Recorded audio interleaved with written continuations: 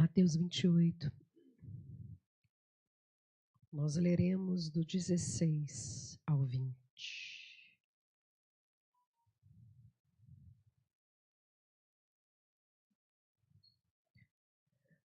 Os 11 discípulos foram para a Galileia, para o monte que Jesus lhe indicara. Quando o viram, o adoraram. Mas alguns duvidaram. Então Jesus aproximou-se deles e disse: Foi-me dada toda a autoridade nos céus e na terra. Portanto, vão e façam discípulos de todas as nações, batizando-os em nome do Pai, do Filho e do Espírito Santo, ensinando-os a obedecer tudo o que eu ordenei a vocês. E eu estarei com vocês até o fim dos tempos. Até o fim. Bendiga ao Senhor, exalte ao Senhor. Olhe para o seu irmão e diga: está preparado? Você vai pegar fogo hoje. E vá tomando o teu lugar.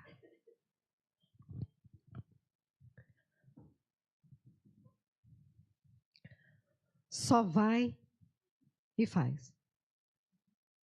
Só vai e faz. Uma sentença simples. Muito simples.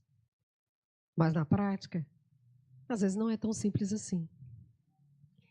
E isso é porque a gente tem a tendência de colocar empecilhos e dificuldades em coisas que não precisam. Eu sempre digo, lá em casa com a minha filha, que existe o feito, o perfeito e o não feito. O não feito não é nada, porque ele não produz nada. O perfeito ele não existe, porque a perfeição em vida nós não vamos alcançar. Existe o feito. Tem coisas que a gente tem que ir lá e fazer e pronto. Simples assim. Mas muitas das situações que a gente não faz, não age, não vai, e coloca empecilhos para poder fazer, às vezes mesmo tendo uma ordem e condição para fazê-lo, nós colocamos essas dificuldades porque falta na gente motivação. E motivação não é ânimo. Motivação é motivo para ir lá e fazer o que tem que ser feito. Motivação é simplesmente isso. Mas falta motivação. E um certo dia, eu conheci uma mulher em uma das nossas igrejas que nós pastoreamos, que aparentemente era uma mulher muito motivada. E um dia, eu cheguei lá na casa dela, eu e o pastor Felipe fomos convidados para uma festa de aniversário, e a gente foi agradecer a Deus pela vida dela. Que grande motivo para agradecer a Deus, para bendizer a Deus. Estamos indo num culto de ação de graças. Só que quando a gente chegou lá, quando a porta abriu, a luz estava um pouco baixa. Tinham bandeirolas vermelhas, brancas e azuis para tudo quanto há. A bandeira, uma bandeira um pouco esquisita, que até então eu não tinha não tinha percebido, afinal, do que se tratava. O cheiro do ambiente era meio apimentado. E conforme eu fui entrando dentro da casa, eu, o pastor Felipe, a gente foi fazendo assim. Ué, a festa era temática e a gente não sabia. Eu não estava a caráter. Não me avisaram esse detalhe. E eu ouvi uma música muito alta, numa língua que eu não fazia ideia. Na minha terra, a gente diria que neca de pitibiriba. Eu não entendi nada do que estava falando ali. Quando eu cheguei, tinha um grupão de mulheres, tudo numa idade média de acima de 50, 60 anos, mulheres mais maduras, cantando aos prantos uma música numa língua super estranha e com uma camisa da bandeira da Coreia. Gente, mas elas se emocionavam tanto e cantavam aquilo tanto e choravam, e tinham irmãs da igreja, tinham outras mulheres ali que eu nunca vi na minha vida. E nós chegamos naquele ambiente e falamos, bom, é uma festa. Até aí está tudo bem. A temática da Coreia eu já entendi que é. Mas elas se emocionavam tanto, e conforme a festa acontecia, aquela mulher estava tão motivada a falar da cultura da Coreia, que a comida era coreana. Ela tinha mandado trazer de um restaurante daqui de Belo Horizonte, longe, a bendita da comida coreana. Tudo era coreano. E ela estava tão motivada a falar daquilo, numa festa doida, aquelas mulheres chorando. Tinha uma foto do BTS na parede. Vocês sabem quem que é? Uma banda coreana. E eu falei assim, nem sei onde passou, mas tudo bem. E elas choravam, e ele é lindo. E não sei o que, uma motivação que só eu, o pastor Felipe, olhando um para a cara do outro, tentando perceber aonde que a gente entrava naquela equação. Quando, de repente, o marido da irmã não era crente. É. E ele gostava de tomar uma branquinha, igual ele sempre fala. Até ofereceu. Vamos tomar uma branquinha, pastor? Eu falei, não, branquinha já basteu. Já estava alto.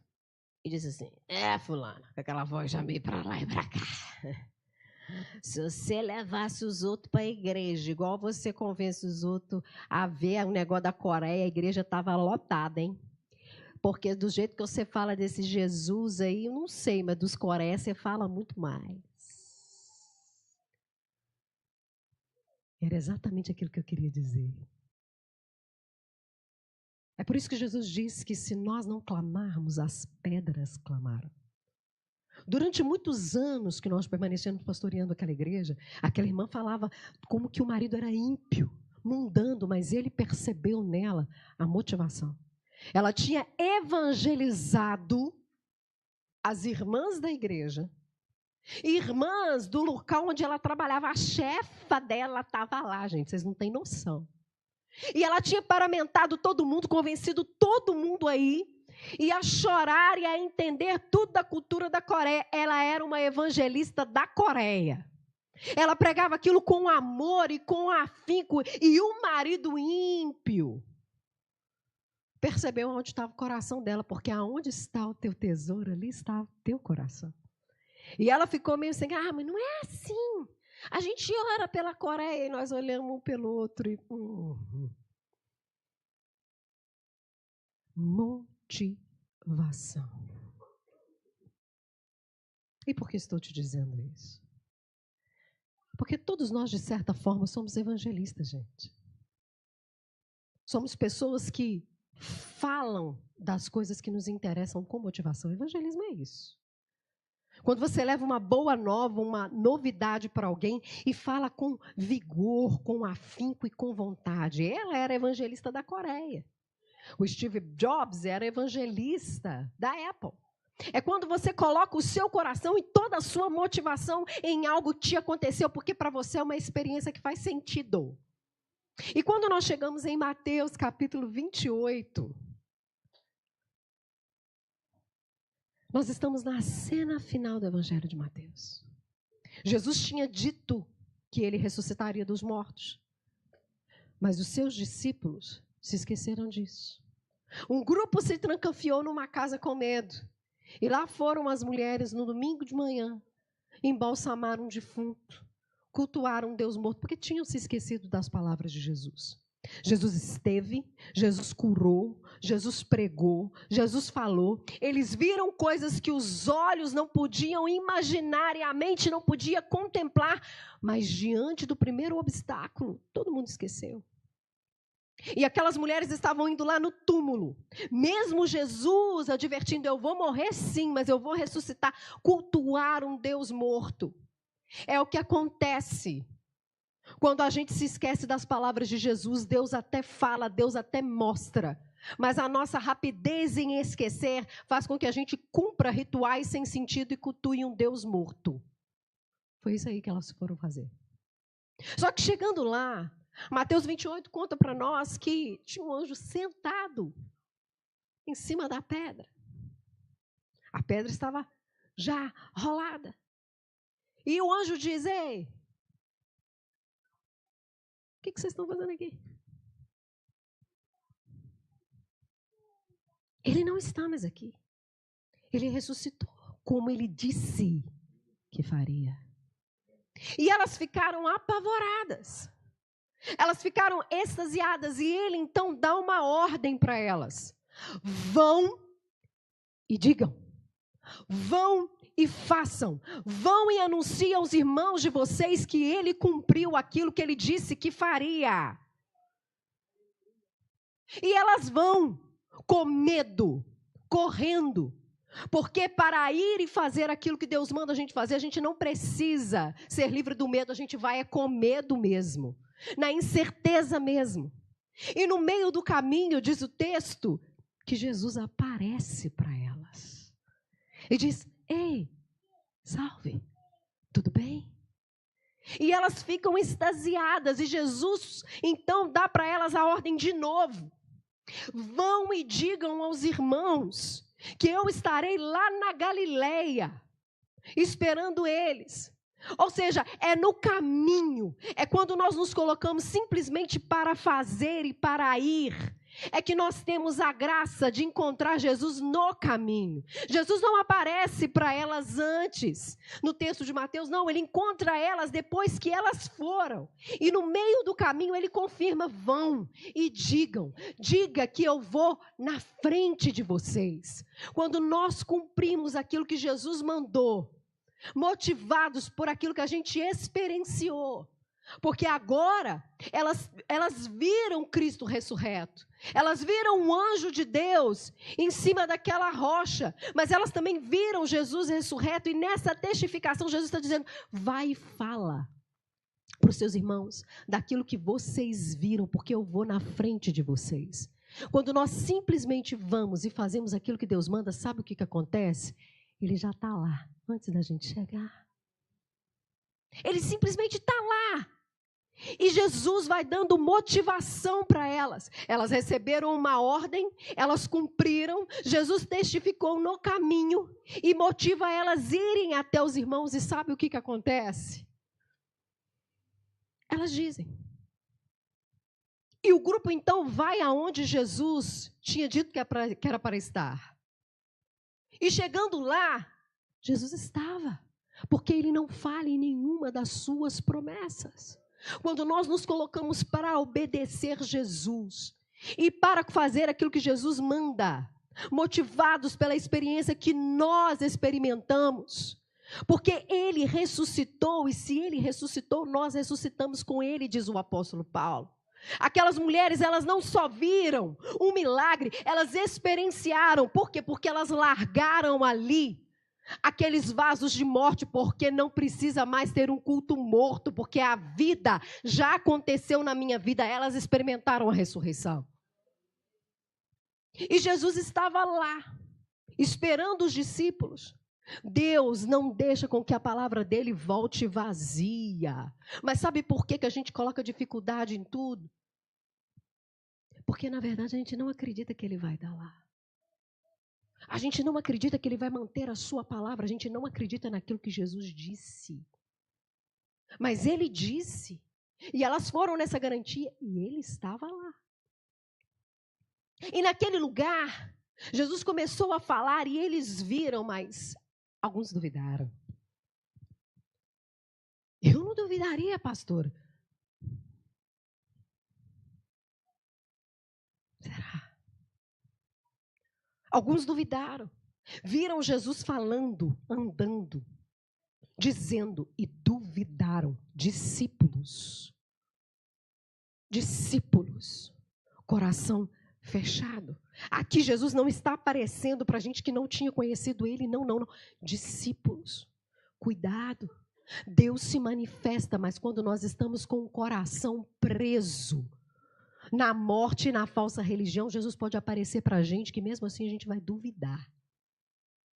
E pela uma terceira vez, Jesus diz a mesma coisa que ele disse para as mulheres e que o anjo disse para as mulheres: vão e façam. Toda autoridade me foi dada nos céus e na terra, e vocês agora são as minhas testemunhas. E talvez os discípulos pudessem, como eu e você, às vezes dizer: eu vou dizer o quê? Eu não tenho preparo teológico, Eu não tenho preparo bíblico. E essa é a melhor desculpa que a gente pode arrumar. Pastor, eu não sei muito de Bíblia.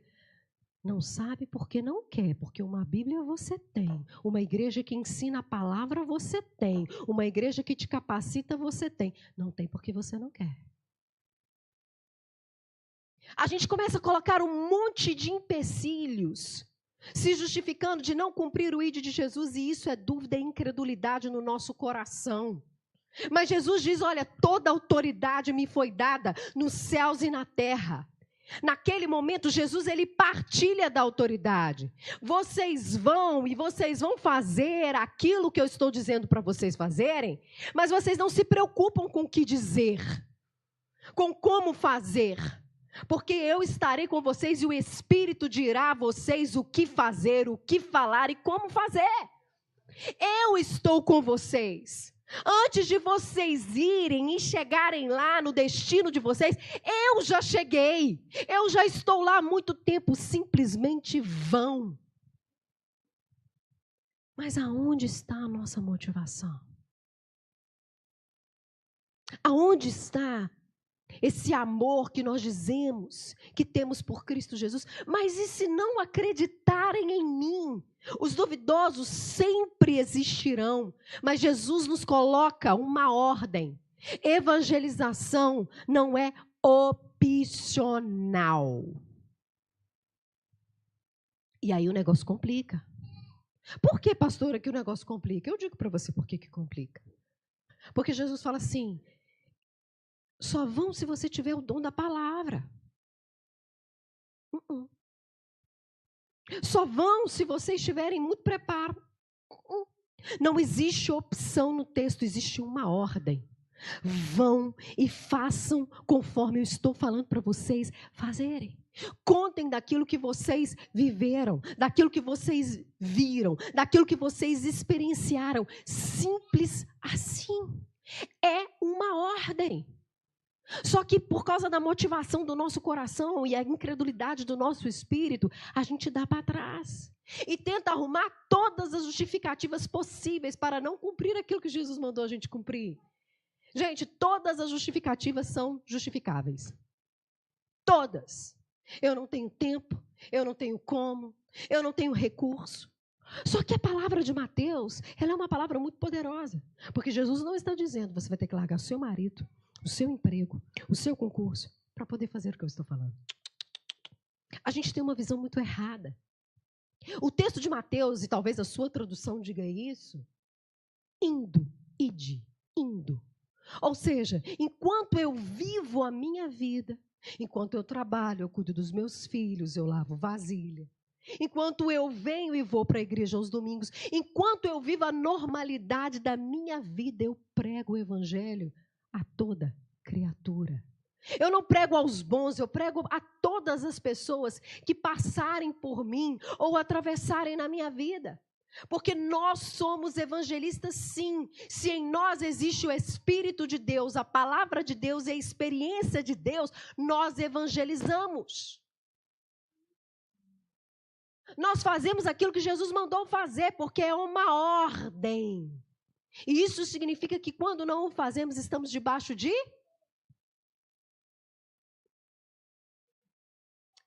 desobediência.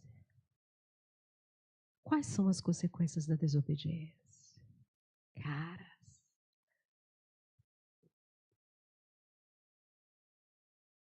Quando nós desobedecemos e não cumprimos aquilo que Jesus manda a gente fazer, sabe o que acontece?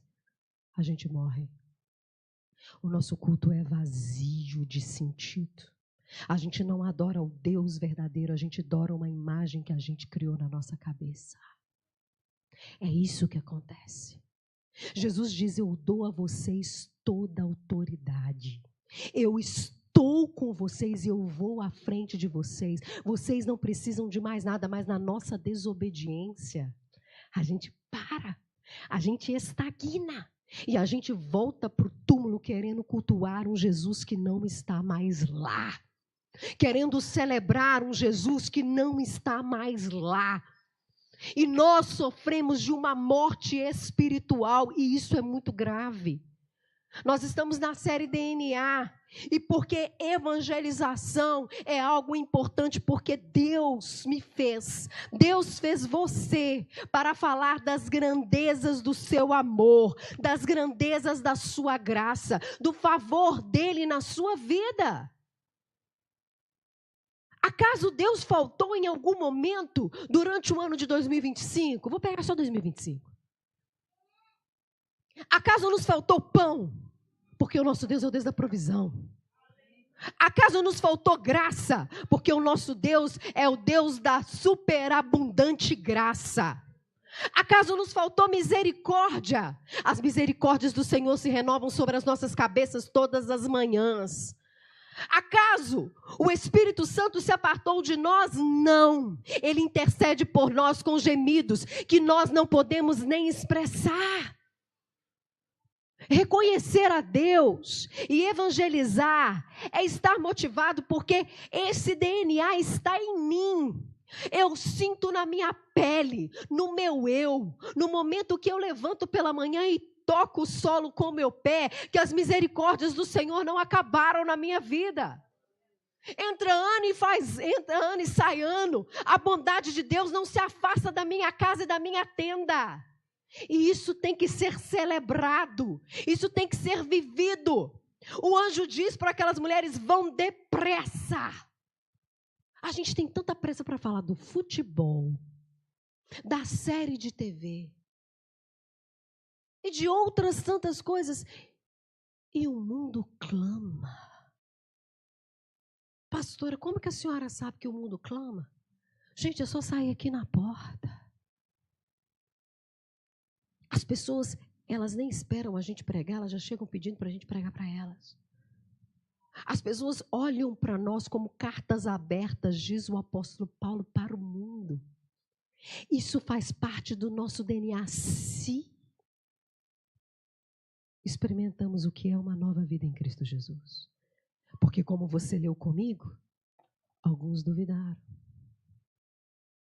Alguns duvidaram. Deus estava lá, mas alguns duvidaram.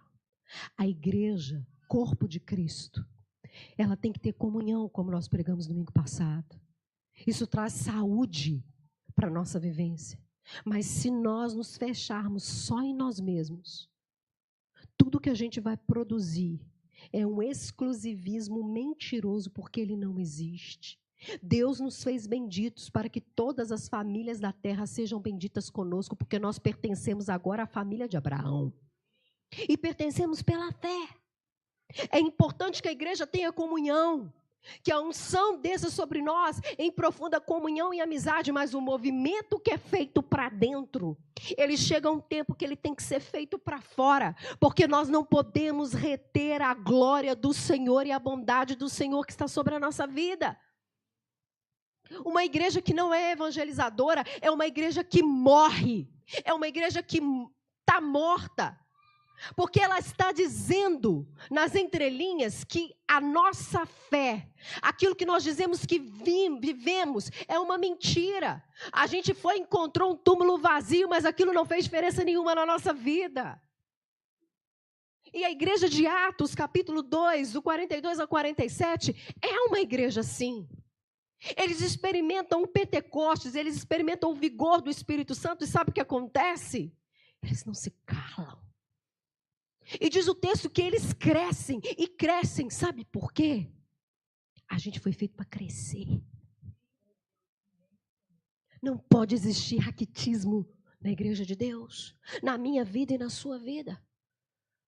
Palavras tóxicas, como por exemplo, não, igreja boa, igreja pequena, passa de largo Satanás. Que eu não encontro isso em lugar nenhum na Bíblia. Atos diz que a igreja crescia e ganhava a simpatia do povo, porque era tão real aquilo que eles viviam, que eles atropelavam o povo e o povo falava: eu quero ter a vida que você tem. Eu faço acompanhamento com pediatra, com Catarina. Era toda semana, gente, quando a Catarina nasceu. Se prepara, viu, Álvaro? Mas é bom. Toda semana. Depois é todo mês. Depois é trimestral. depois da semestral, e ele fica lá calculando. Ela está crescendo, ela está crescendo. Porque o crescimento é uma métrica de que ela está bem. A igreja não tem que ser grande, pastora. Números não significam nada. Não significam tudo. Mas é uma métrica de saúde. Porque nós fomos forjados para crescer. Ah, pastora, mas se a senhora quer comparar a gente com um ser humano, chega uma hora que a gente para de crescer. É aí que a gente multiplica. Aí a gente multiplica. Porque quando experimentamos da maturidade, vem o quê? Os filhos. E os filhos dos filhos. A casa de Deus e a igreja de Deus foi feita para multiplicação. Se não existe crescimento, não existe multiplicação, é porque o Deus que a gente anda servindo é aquele que ficou trancafiado lá no túmulo. Porque é impossível ter uma experiência de renovação, de ressurreição, e não sair às pressas, proclamando aquilo que Deus está fazendo na minha vida. Eu não sei o que aconteceu, eu só sei que Ele está vivo. E Jesus nos garante, eu vou à frente de vocês, é tudo que vocês precisam. Eu estou com vocês, é tudo que vocês precisam. A motivação o céu já nos deu. O apóstolo Paulo diz, Jesus está sentado sobre um alto e sublime trono e Ele é o cabeça. E com Ele nós somos o seu corpo. Se Ele está num trono, nós estamos com Ele. E todas as coisas estão subjugadas debaixo do nosso pé. Pastora, mas eu tenho medo. Vai com medo mesmo. A verdade é que se nós cremos nas palavras de Jesus, Ele não falha e não falhará conosco jamais. E o evangelho de Mateus, especificamente, é um evangelho muito poderoso. Porque Jesus, Ele curou os enfermos. Jesus, Ele levantou os paralíticos. Jesus destapou os ouvidos dos surdos. Jesus abriu a boca dos mudos. Jesus restaurou a vista dos cegos. Os leprosos, insensíveis, Jesus limpou e trouxe sensibilidade e vida nova. E no final Jesus fala, toda autoridade eu recebi. Foi essa autoridade que eu reparto com vocês. Mas a gente tem medo da rejeição.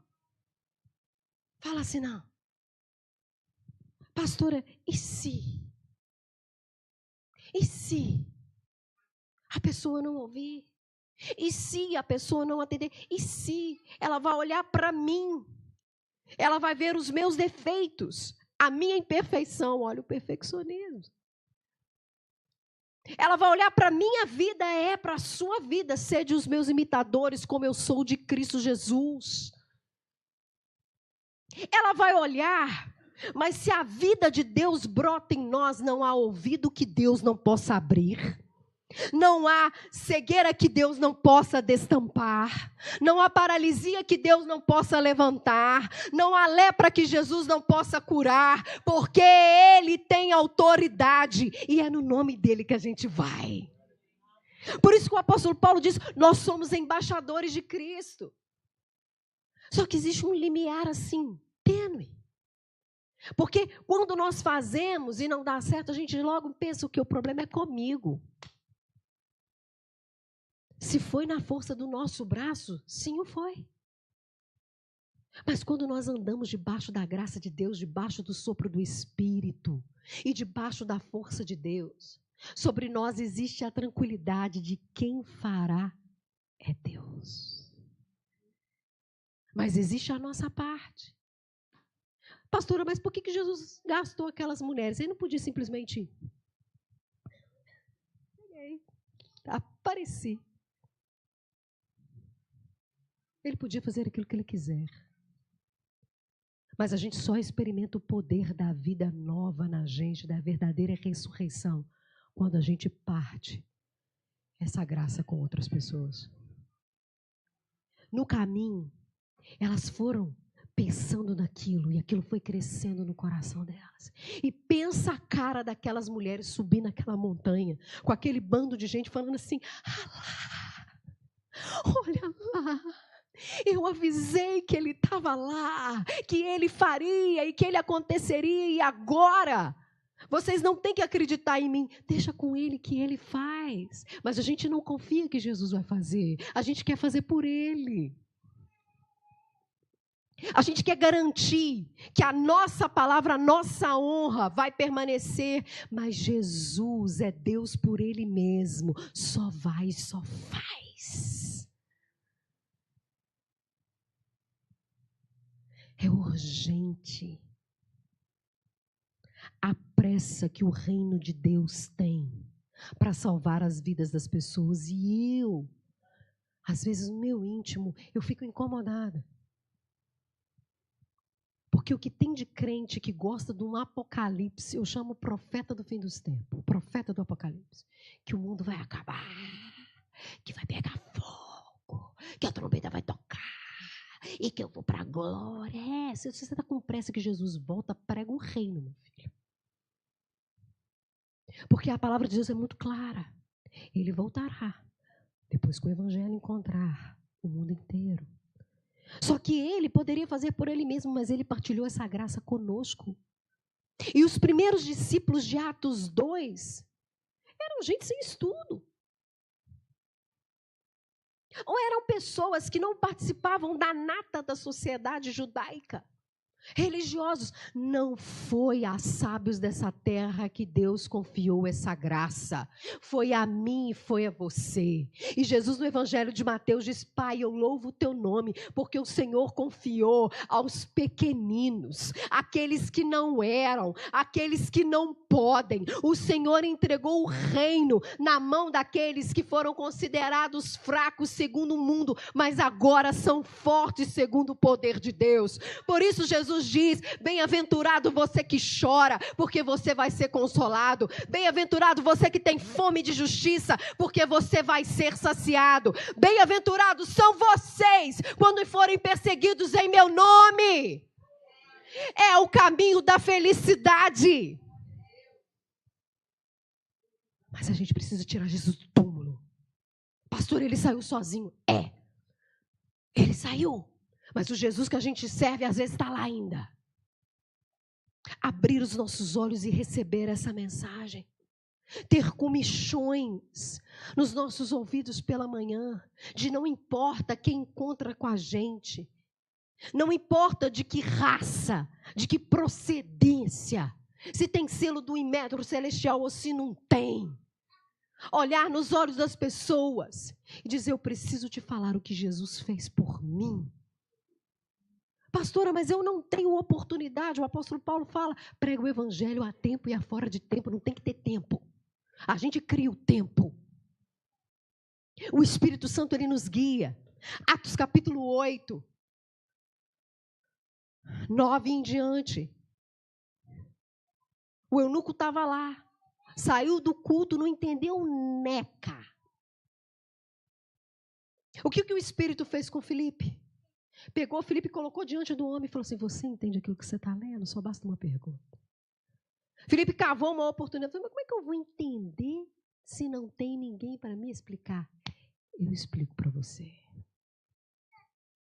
E ali aquele homem saiu batizado, cheio do Espírito Santo, levando as boas novas de salvação para lugares que a gente nem imagina. O Espírito Santo, ele tem poder. Se ele tiver de transportar a gente para outro lugar, ele tem poder para poder fazer isso. Só que quem experimenta isso é só quem experimenta a ressurreição. Mas para experimentar a ressurreição, tem que ir. Isso faz parte, como eu disse, do nosso DNA. Faz parte do nosso código genético. Agora, se nós adoramos a um Deus morto, aí sim, a gente tem boca, mas não fala. A gente tem olhos, mas não vê. A gente tem ouvidos, mas não ouve. As pessoas estão aí, a gente não se sente tocado. O mundo é assim mesmo. Como assim? Alguém chega para nós e fala assim: meu casamento está acabando. Eu falo: casamento é difícil, homem não presta. Homem é igual bicho. Que isso? As palavras do crente são palavras temperadas com sal. Não é sem gosto, não. Tem sabor. É isso mesmo. Meus filhos são rebeldes. os meus também. Já cheguei à conclusão que ser mãe é padecer no paraíso. Que paraíso? A nossa vida não tem que ser perfeita, mas ela precisa ser aperfeiçoada. E é no caminho que ela é aperfeiçoada, porque é no caminho que Jesus está. A gente às vezes quer muito que Jesus faça algo por nós. Me cure, me salve, me batize, fala comigo. Como se a gente fosse um receptáculo só de glória. Só de glória. Cuidado, explode. Nós fomos chamados para proclamar a glória daquele que nos resgatou da morte para a sua soberana luz. Mas como crerão, diz o apóstolo Paulo em Romanos capítulo 10, se não há quem pregue? E como pregar se ninguém está disposto a ir? Quão formosos são os pés daqueles que anunciam as boas novas. Sabe o que o apóstolo Paulo está falando? A vida de quem prega aquilo que Jesus fez na vida dele, ela é iluminada. Aonde ele pisa, a escuridão racha fora. Aonde ele entra, o mal tem que sair.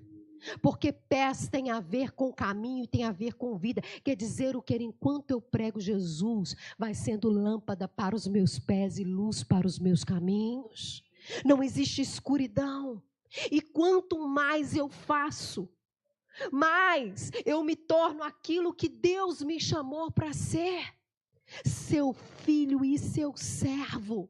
Quanto mais eu me dou, eu faço como Jesus fez. Eu entrego a minha vida e uma obra sobrenatural da ressurreição acontece.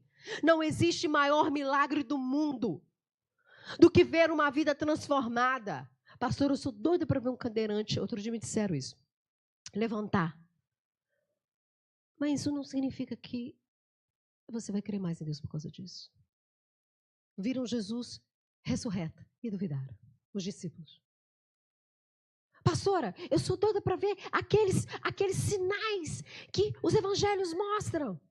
Mas os sinais seguirão aqueles que creem. A gente não tem que procurar sinal, meu irmão. O sinal é que tem que ter perna para correr atrás da gente. Ele que tem que ter força e fôlego para andar atrás da gente, porque enquanto pregamos, Deus vai confirmando, Deus vai falando, Deus vai operando, e aí sim, opera em nós os milagres da ressurreição. E aí sim, pastora, você crê que o paralítico pode andar? Aí sim, o paralítico anda. E aí sim, o surdo ouve. Porque quando nós pregamos as boas novas de salvação, Deus vai à nossa frente. Ele está lá operando milagres e maravilhas e fazendo acontecer. E aí sim, pregaremos em escorpiões. Nós lidaremos com pessoas venenosas. É muito mais do que pegar um escorpiãozinho, tá? Pessoas frágeis, né? Porque escorpião é um bichinho, parece... mas venenoso. E ele não nos fará mal. E aí sim, serpentes que tentarão nos pegar. E aí sim, porque nós estamos calçados com a preparação do evangelho da paz.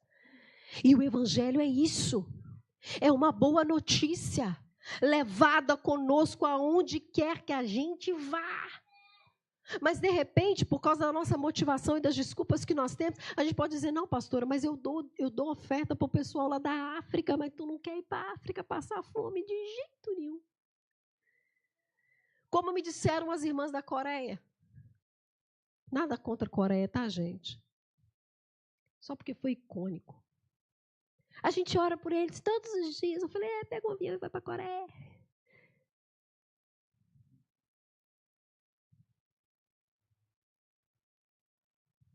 Não é sobre isso.